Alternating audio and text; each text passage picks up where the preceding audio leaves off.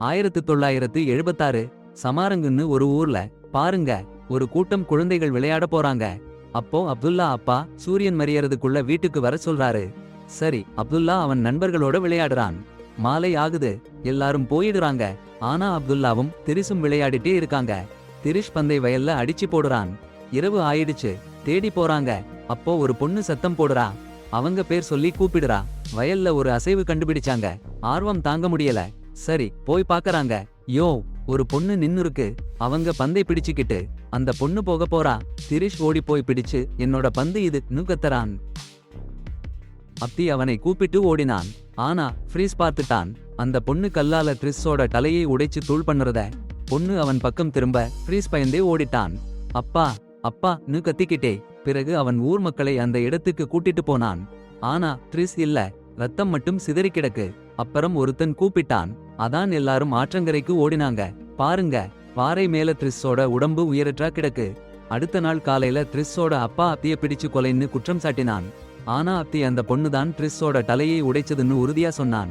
அப்ப சப்டோ வந்தான். அவன் அப்திய நம்புறேன்னு சொன்னான். சுவால இன்னும் இங்க இருக்கான்னு சொன்னான். ஊர் மக்கள் குழம்பி போயிட்டாங்க.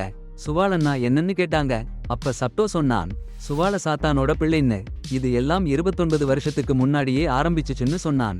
சோஜினோட மாமா சொன்னான், அவங்க மாமா மாமி ஏற்கனவே நிறைய நிலத்தை வளர்ச்சிக்காக கொடுத்தாச்சுன்னு. நீயும் கொடுத்தா உனக்கு கொஞ்சம் லாபம் கிடைக்கும்னு ஒப்பந்தம் பண்ணலாம்னு சொன்னான். ஃபேக்டரிய கட்டுறதுக்கு நிலம் வேணும். ஆனா எடிமன் விக்க மறுக்கிறான். அவனோட மாமா அடம்பிடிக்கிறார். இந்த நிலம் ஹுங்காரா குடும்பத்துக்கு சொந்தம்னு கொந்தளிக்கிறார். சோ அஜிம் கிட்ட ஒரு காகிதம் கொடுக்கிறார். லைசன்ஸ் எல்லாம் நான் பேசி முடிச்சிட்டேன், நல்லா படின்னு கர்ஜிக்கிறார். அப்போ சோ அஜிம் மனைவி லிரி வருவாங்க. வருவீங்கன்னு சொல்லிருந்தா அறைகள் ரெடி பண்ணியிருப்போம்னு சொல்றாங்க. மாமா, நான் நீண்ட நேரம் இங்க இருக்க போறதில்லை. சுஜிமன் ஏன் வந்தேன்னு தெரியும்னு சீற்றத்துடன் சொல்றார். பிறகு நீங்க சந்தோஷமா இருங்கன்னு சொல்லிட்டு போயிடுறார். எடிமன் நேராக சொல்லுங்க மாமான்னு கேட்கிறான். மாமா, எனக்கு உன் மனைவி மாதிரி ஒருத்தி கிடைச்சிருந்தா 11 வருஷத்துல 8 பிள்ளை பிறந்திருக்கும்னு கிண்டலடிக்கிறார். நிலத்து உரிமை எனக்குத்தான், விலை இருந்தாலும் இல்லாமலும் ஹுங்காரா குடும்பத்து நிலம் எல்லாமே எனக்குத்தான்னு அழுத்தமாக சொல்கிறார். எடிமன் லிரிக்கிட்ட நீ காலையில எங்க போனேன்னு கேட்கிறான். கருப்பைக்கு நல்ல மருந்து வாங்க போனேன்னு சொல்றாங்க லிரி. அவனை வேற வழி தேடுன்னு சொல்றா. ஆனா அவள் கால அவகாசம் கேக்குறா. ஏன் அவன் மாமா கிட்ட பேச விட மாட்டேன்னு கேள்வி கேக்குறா. அப்படின்னா ஜான் கோபப்பட்டு நின்னுட்டு போக பார்க்கிறான். அவள் அவனை அடங்கடிக்கிறா. அவன் உன் மாமா கிட்ட நான் நிற்க முடியாதுன்னு நினைக்கிறியான்னு கேட்கிறான். அவள் விளக்கம் சொல்றா. ஆனா அவன் அந்த சொத்து அவன் கஷ்டப்பட்டு சம்பாதிச்சதுன்னு சொல்லி கொடுக்க மாட்டேன்னு முடிவு பண்றான். பிறகு சீரியஸா அவள் வயிற்றை பத்தி நினைச்சு பாருன்னு சொல்றான். அவன் அம்மா அப்பா குழந்தை வேணும்னு ஆசைப்பட்டாங்கன்னு சொல்றான். 1 வருஷத்துக்குள்ள குழந்தை பெத்து தரலைன்னா வேற பொண்டாட்டி கல்யாணம் பண்றேன்னு சொல்றான். பிறகு லிரி 2 ஆம்பளைகள் டெய்னானு ஒரு பழைய பொம்பளை குழந்தை பெத்து தர முடியும்னு பேசுறதை கேக்குறா. லிரி டெய்னா கிட்ட போறா. டெய்னா கருப்பு மந்திரம் பண்றவன்னு எச்சரிக்கை பண்றா. அது ரொம்ப சீரியஸான விஷயம். அது உன்னை உன் சாமியார் கிட்ட கட்டுறதுன்னு சொல்றா. யாருன்னு கேட்டா சாத்தான்னு சொல்றா. அப்படி பண்ணினா 2 குழந்தை ஒரே சமயம் பெத்துக்க முடியும்னு சொல்றா. கஷ்டத்துல லிரி சம்மதிக்கிறா. டெய்னா ஒரு சின்ன பிள்ளைங்க 2 பேரு பிறக்க போறாங்க. ஒருத்தி அழகு பொண்ணு, நல்லவ, மனுஷ குலத்துல இருந்து வந்தவ. இன்னொருத்தி அடேங்கப்பா, முகம் கோரமா, கெட்டவ, சாத்தானுக்கு பிறந்தவ. 10 வயசு ஆகுற வரைக்கும் லரி அவங்க கணவன் 2 பேரும் 2 பிள்ளைகளையும் பாத்துக்கணும். அப்புறம் சாத்தான் அந்த கெட்ட பிள்ளையை அழைச்சிட்டு போயிடும். ஆனா டோக்கினா எச்சரிக்கை பண்றாங்க, சரியா பாத்துக்கலைன்னா அவங்க குடும்பத்துல துரதிர்ஷ்டம் ஒவ்வொரு வருஷமும் கூடி கூடி வரும்னு. அப்புறம் டோக்கினா லரிக்கு ஒரு மருந்து கொடுத்துட்டு சும்மா பார்த்துட்டு இருந்தாங்க. லரிக்கு உடம்பு அதிர்ச்சியா நடுங்க ஆரம்பிச்சுச்சு. கை காலெல்லாம் வளைஞ்சு போச்சு. அப்புறம் கையிலும் காலிலும் நின்னு டோக்கினா பக்கம் திருப்பினா. டோக்கினா ஓடி வந்து வயித்துல கை வச்சு இந்த அம்மா சாத்தானுக்கு சேவை பண்றவன்னு சொல்லிட்டு வயித்துல அழுத்தினாங்க. லரி கீழே விழுந்துட்டாங்க. 2 மாசத்துல லரிக்கு பிள்ளை பிறந்துச்சு. கமலா, சோமலான்னு பெயர் வச்சாங்க. இப்போ இரவு. அட போங்கடா, லிரி குழந்தை பெற போற நேரம். அப்போ அவங்க ரூம்ல கொள்ளைக்காரன் ஒரு நிமிஷம் காட்டி கொடுத்தான். சி, பிறந்தது முதல் குழந்தை. டேய், தாரி மற்றும் சூம் அதிர்ச்சியில உறைஞ்சி போச்சு. சாவு, குழந்தை இறந்து போச்சு. அப்புறம் இன்னொரு குழந்தை பிறக்குது. அது அழுற சத்தம் வீடு முழுக்க ஒலிச்சுது. ஏடின் ஓடி வந்தான். பாருங்கடா, இதுவும் சாவு. இன்னொரு குழந்தைய பார்த்தான். ஐயையோ, அசிங்கம், அழகு இல்லாம விக்கிரகமா இருக்கு. தாரி சொன்னா வடிவம் இல்லாத குழந்தைன்னு. ஏடின் கோபத்துல சுடச்சுட நெருப்பு. கத்தி எடுத்து வந்தான். லிரி பயந்து கேட்டா, என்னடா இதுன்னு. பதில் இல்ல. அந்த குழந்தையை எடுத்து அடேங்கடா கத்தியால குத்திட்டான். சாத்தானே, அப்புறம் என்ன நடந்ததுன்னா அதிசயம். முதல் குழந்தை உயிர் பெற்றது. ஏடின் சந்தோஷத்துல பறந்து போறான். சுத்ரா என்னோட வாரிசுன்னு முழு ஊருக்கும் அறிவி. 3 வருஷம் சீக்கிரமா பிறந்தாச்சு. ஆயிமன் தன் பொண்ணு குமாலுக்கு நடக்க கத்துக்கிறான். அதுக்குள்ள விருந்தினர் எல்லாம் கிசுகிசுன்னு பேசவும் நடக்கவும் வரலையேன்னு சொல்றாங்க. ஒருத்தன் ஜிம்முடைய வாழ்க்கை சரியில்லைன்னு தெரியுதுலன்னு சொன்னான். இன்னொருத்தன் ஜிம் சிறுவயசுல குருடுன்னு கிடந்துச்சு, தாரியோட சிகிச்சையில சரியானான்னு சொல்லிட்டான். குமாலையும் தாரி கிட்ட கூட்டிட்டு போனாங்க. ஆனா இந்த தடவை சிகிச்சை சரியில்லை. 2 வருஷம் கழிச்சு குமாலுக்கு சைக்கிள் விளையாடுறதுன்னு வந்தாச்சு.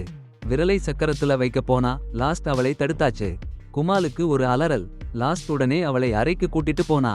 குமால் பொம்மையெல்லாம் வீசி தலையை படுக்கையில அடிச்சுக்க ஆரம்பிச்சாச்சு. சோஜன் உள்ள வந்தான். சுக்கீர் கயிறு கொண்டு வான்னு கட்டளையிட்டான். சுக்கீர் கயிறு கொண்டு வந்து குமாலோட கால்களை கட்ட ஆரம்பிச்சான்.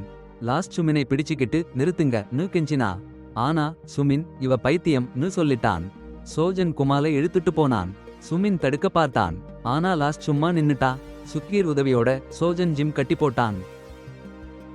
குமா கையிலே பிடிச்சு 3 வருஷம் அப்புறம் கொட்டாயில அடைச்சு போட்டா. பாருங்க, சந்தையில குமால நின்னுருக்கா. அங்க ஊர் பசங்க கூட்டம் நின்னு பாக்குறாங்க. ஒருத்தன் அடையாளம் கண்டுபிடிச்சு உடனே சொல்றான், அந்த பைத்தியக்காரி பாருங்க. ஜோனோ பழம் காமிச்சு சீண்டறான்.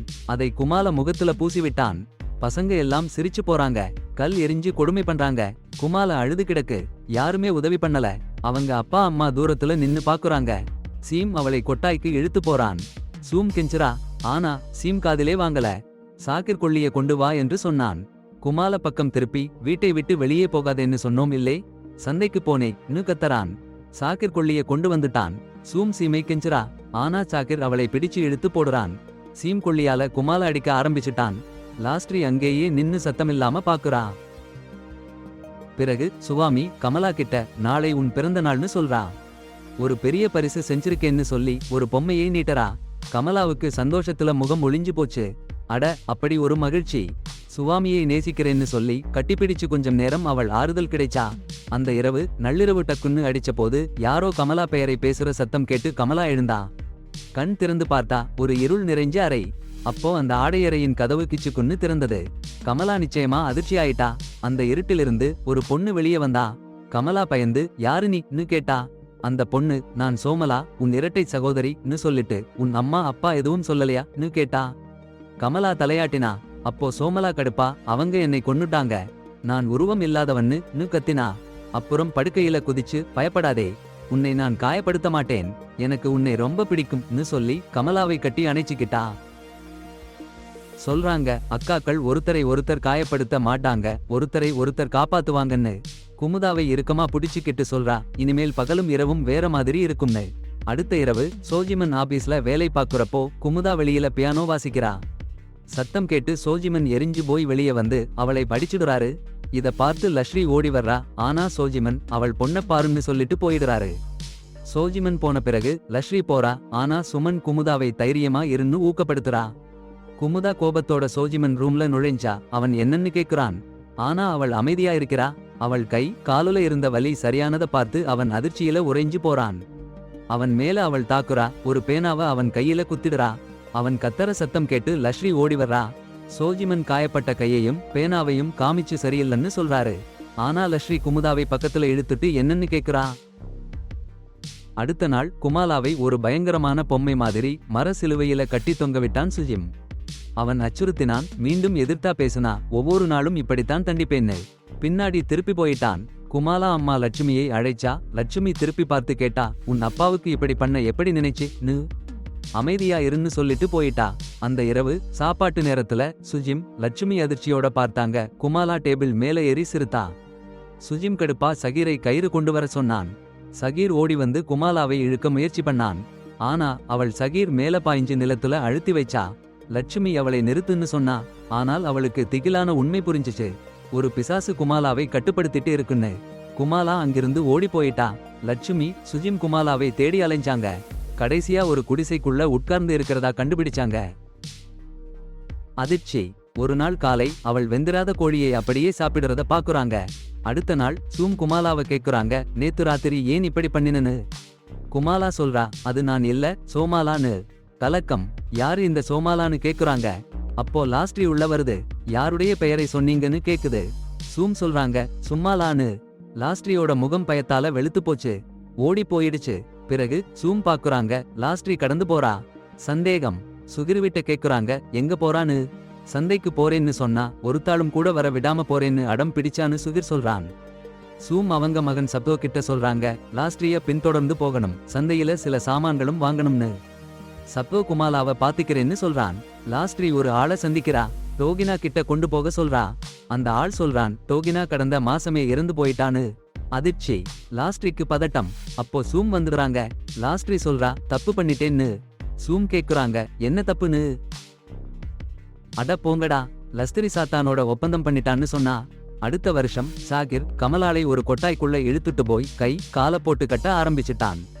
விடுங்கடா நு கமலா கெஞ்சுவா, அவன் காதுல விழல. சத்தம் போட்டா கழுத்தை அறுப்பேன் நு பயமுறுத்திட்டான்.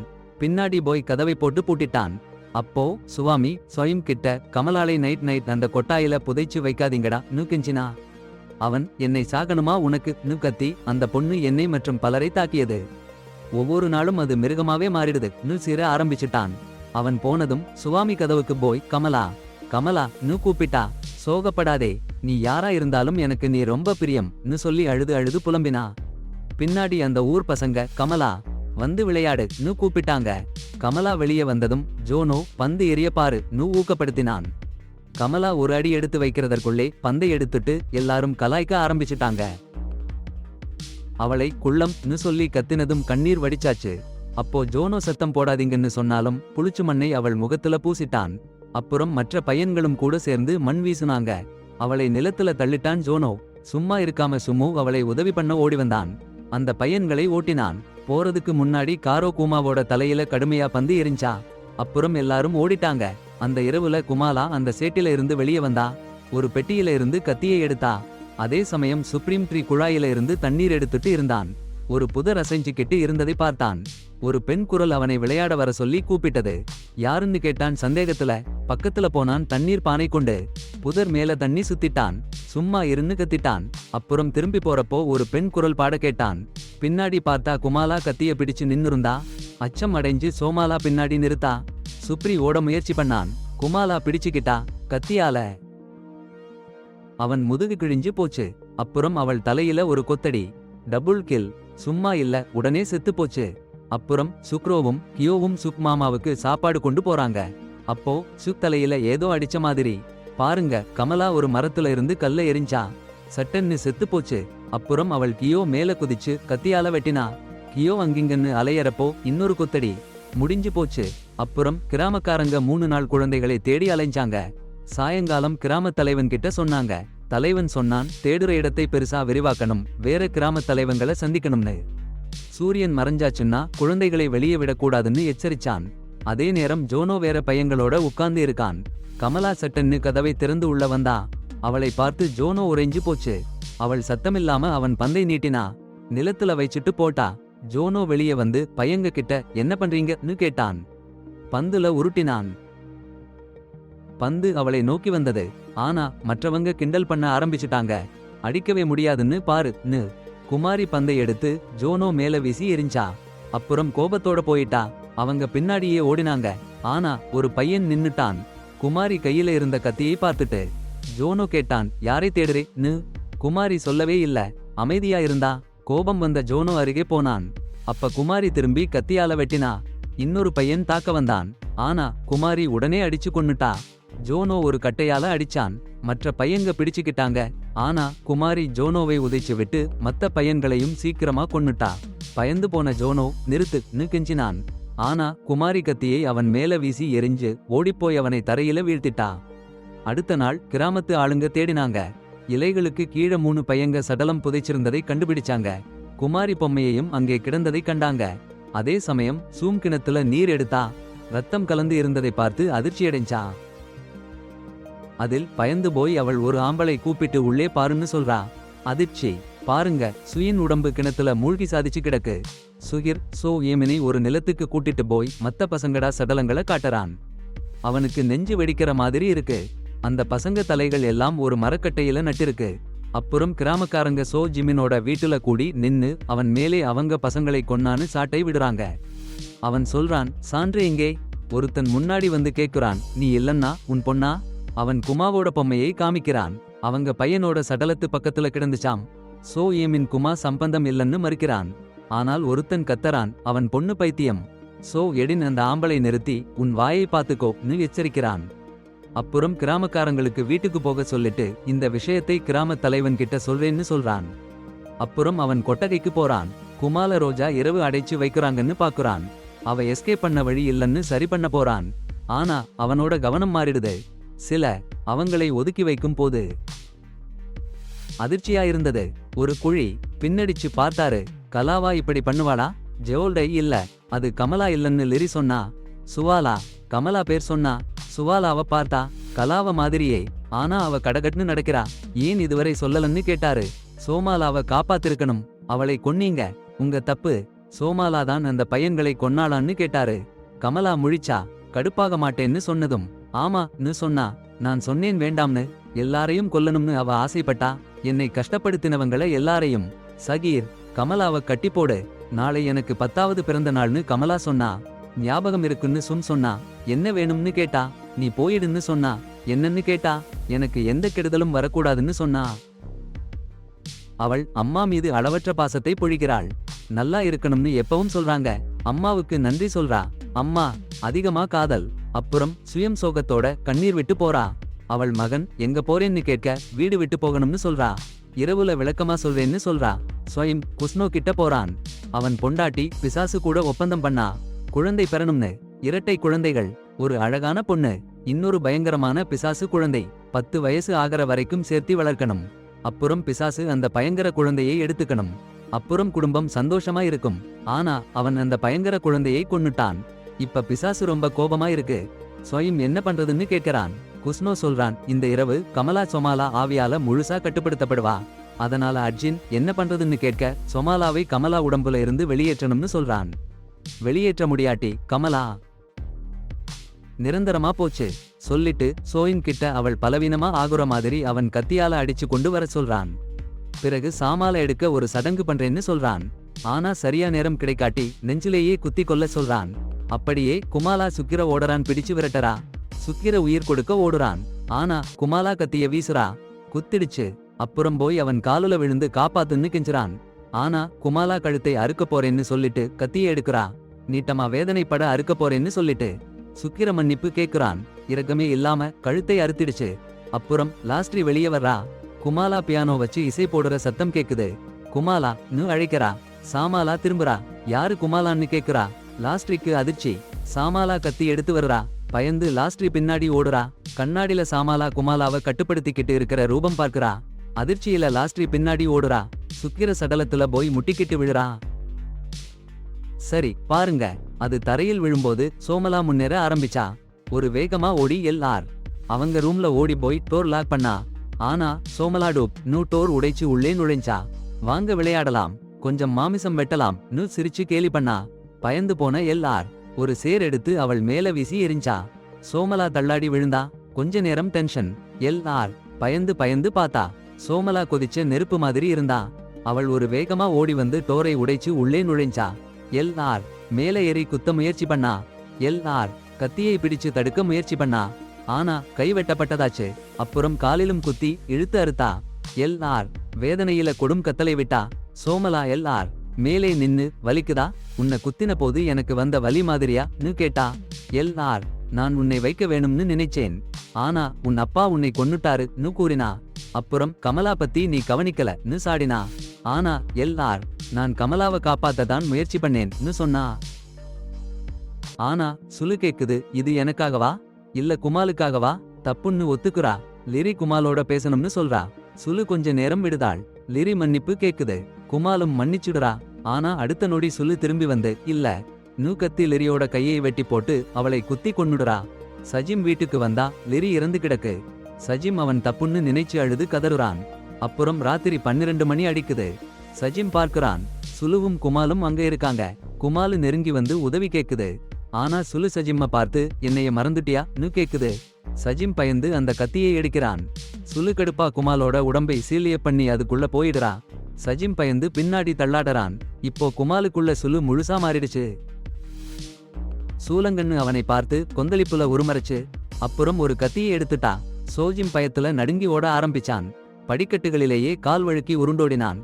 சூமாலா அவனை கேலி பண்றா. மறுபடியும் எழுந்து ஓடுறான் சோஜிம். கிராமம் சேர்ந்து அவன் அம்மா சாகுறதுன்னு சொல்லி எல்லாரையும் கூட்டிட்டு போறான்.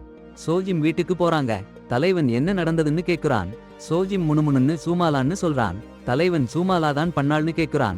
சோஜிம் இல்லன்னு சொல்றான். ஆனா சூமாலாவை பிடிக்கணும்னு சொல்றான். ஆனா அவங்க பையன்களை சூமாலாதான் கொன்னான்னு நம்பி அவளை வேட்டையாட போறாங்க. சோஜிம் வெளியே தேடுறான். சூமாலா திடீர்னு முன்னாடி வந்து மறைஞ்சிடுறா. பின்னால வந்து எரிஞ்சு நிலத்துல விழுத்தி பிடிச்சுக்கிட்டா. கொல்ல பாக்குறா. அவன் பாடுபட்டு தள்ளி விடுறான். அவன் நிதானமா விளக்கை பிடிச்சு அடிச்சான். அடேங்கப்பா அந்த அடியா! சூல சிரிச்சு எழுந்தா. மறுபடியும் அடிச்சான் விளக்கால. நொந்து போச்சு பொண்ணு. அப்புறம் கத்தியை எடுத்தான். கொல்ல போனான். ஆனா தன் பொண்ணுன்னு தெரிஞ்சதும் நின்னுட்டான். சாக்கில போட்டு குஸ்னோ கிட்ட கொண்டு போக போறான். குமால்ட்ட சாரி சொல்றான். எல்லாத்தையும் மன்னிச்சுடுன்னு கெஞ்சுறான். ஆனா சூலா அவனை அவமானப்படுத்தி திட்ட ஆரம்பிச்சா. ஒரு காலத்துல நல்லா குணமா இருந்துச்சுன்னு நினைச்சு பேசிட்டா. இப்போ அவன் பொண்ணு உடம்புல குறைபாடு இருக்குன்னு கத்த ஆரம்பிச்சா. அவன் அப்பா அம்மா எப்படி அவனை துன்புறுத்தினாங்களோ அதே மாதிரி அவன் பொண்ணையும் துன்புறுத்திட்டான்னு சொல்லி அழுக ஆரம்பிச்சா. அவனுக்கு அப்பா அம்மா காதல் வேணும்னு ஆசைப்பட்ட மாதிரி அவன் பொண்ணுக்கும் அவன் மேல காதல் இருந்துச்சுன்னு சொன்னா. உலகத்துல எதுவும் பெர்ஃபெக்ட் இல்லன்னு சொல்லி அவனை அதிர்ச்சியில நிறுத்தி வச்சா. சூலா சாக்கில இல்லன்னு தெரிஞ்சதும் அவனுக்கு பயங்கர அதிர்ச்சி. எழுந்தான். அப்பவே சூலா காலில குத்தினா. கீழே விழுந்தான். சூலா அவனை நோக்கி வந்தா. அவன் ஓட முயற்சி பண்றான். சூலா மறுபடியும் தாக்கினா. அவனை நிறுத்தி சட்டென்று தள்ளி போட்டு கத்தியை பறிச்சு அவளை குத்திட்டான். சொமலா வலியில முணுமுணுன்னு சிறிது நேரத்துல இறந்து போயிட்டா.